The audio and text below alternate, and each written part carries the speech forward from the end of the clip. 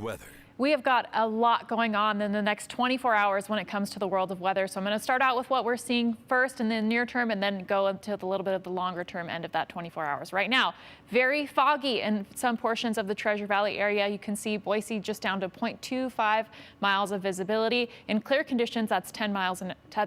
So you can see a lot of valley locations still being affected by fog right now. So drive slowly if you're headed out the door. Make sure you have those fog lights on and make sure you have some stopping room in front of you. Next thing that we're watching is moisture that's starting to move into our area, and you can see we're already seeing some of that in some areas like McCall, maybe some rain making it to the ground there, though in valley locations maybe we're seeing a few droplets but not any consistent rain showers right now, though that is going to change. Again, we said that moisture is coming in, and for those mountain locations like Sun Valley and areas at very high elevation, we have a winter storm warning that's in place right now because those very high elevations could be seeing lots of snow. There's lots of moisture that's coming in.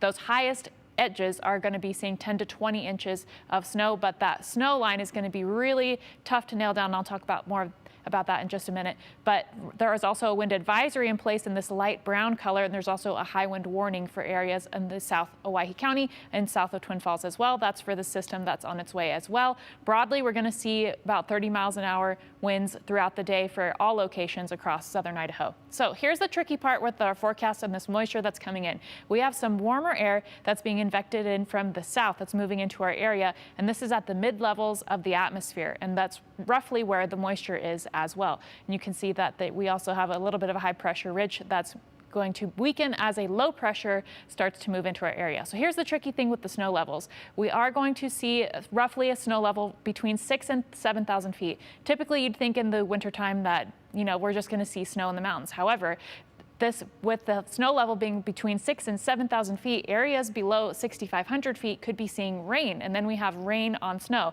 So these are some of the areas where we could be seeing that snowfall as rain at the surface, and that includes a lot of higher elevation areas, including the base of Bogus Basin. And it's kind of harder to find areas above 6,500 feet. And you can see the summit of Sun Valley Resort is included in that, and also the summit of Bogus Basin. But really tough for us to try to nail down. It's going to be very specific because we could see a wintry mix at some of those higher elevations. We could see rain, and we could still see snow. So lots of moisture coming in, and that definitely could bring some impacts for us. You can see that moisture is expected to move in late tonight as all that starts to work its way in, and then we see more showers move in through the overnight hours and early morning hours. You could see just how heavy some of this snowfall is expected to be and how heavy some of those rain showers are expected to be. Mainly in valley locations, we're expecting that to stay as rain until a cold front moves in tomorrow afternoon, and then we see some of that switch back to snow, and again, mainly for the Magic Valley areas as far as valley locations go.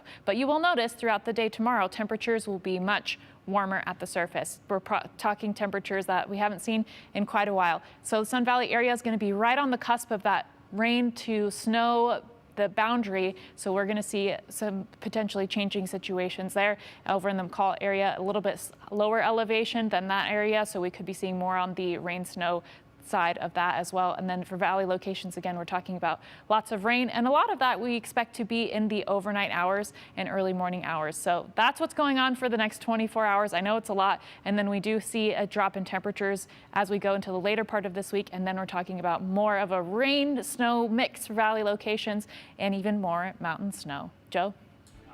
Thank you very much, Sophia. Yes, we're going to keep our eye out for action from the sky. A lot of it coming. All right, we're going to take a step aside. We'll be right back after this.